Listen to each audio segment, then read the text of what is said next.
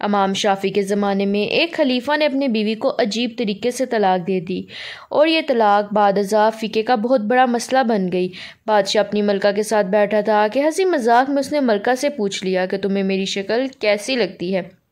ملکہ جو بادشاہ کی عزیز ترین بیگم تھی وہ مزاح کے موڈ میں بولی، مجھے آپ شکل سے جہنمی لگتے ہیں۔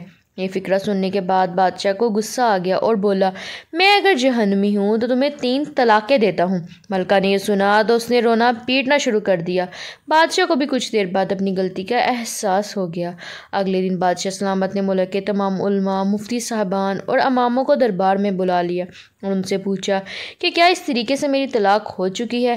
سب کا باری باری یہی کہنا تھا کہ ہاں آپ کی طلاق ہو چکی ہے اور شریعت کی روشنی میں ملکہ عالیہ باپ کی زوجہ نہیں رہیں۔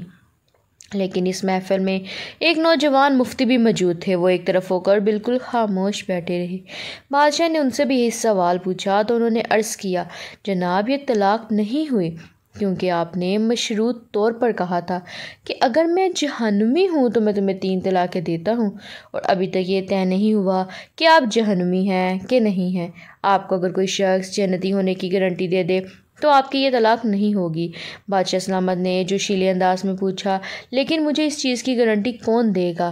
سب علماء کرام نے اس سوال کے جواب پر اپنے سر جھکا لیے کہ دنیا میں کون شخص جنتی ہے اور کون جہنمی ہے اس کی کوئی گارنٹی نہیں دے سکتا۔ اس نوجوان مفتی نے جب تمام علماء کرام کو خاموش دیکھا تو وہ بادشاہ سلامت سے مخاطب ہوا، بادشاہ سلامت، میں آپ کو یہ گارنٹی دے سکتا ہوں، لیکن اس کے لیے میں آپ سے ایک سوال پوچھوں گا۔ اگر آپ کا جواب ہاں ہوا تو میں آپ کو جنتی ہونے کا سرٹیفکیٹ دے دوں گا۔ بادشاہ نے کہا، ہاں پوچھو۔ نوجوان مفتی نے پوچھا، کیا آپ کی زندگی میں کبھی کوئی ایسا موقع آیا تھا کہ آپ گناہ پر قادر تھے لیکن آپ نے صرف اللہ تعالیٰ کے خوف سے وہ گناہ چھوڑ دیا تھا؟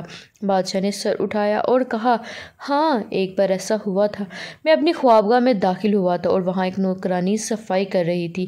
وہ لڑکی انتہائی خوبصورت تھی۔ میں بھٹک گیا، میں نے دروازہ اندر سے بند کر لیا۔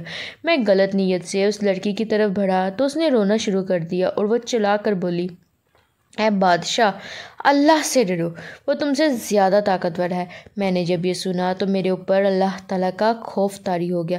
میں اگرچہ بادشاہ تھا، وہ لڑکی میرے کمرے میں تھی، میں نے دروازے کو اندر سے کنڈی لگائی ہوئی تھی اور اس وقت دنیا کی کوئی طاقت مجھے برائی سے نہیں روک سکتی تھی، لیکن میں نے صرف اللہ تعالیٰ کے خوف سے دروازہ کھول دیا اور اس لڑکی کو جانے کی اجازت دے دی۔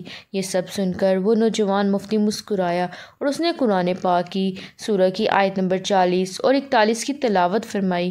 ترجمہ: جو اپنے رب کے سامنے کھڑے ہونے سے ڈر گیا اور اس نے اپنے نفس کو خواہشات میں پڑنے سے بچا لیا تو ایسے شخص کا ٹھکانہ جنت ہوگی۔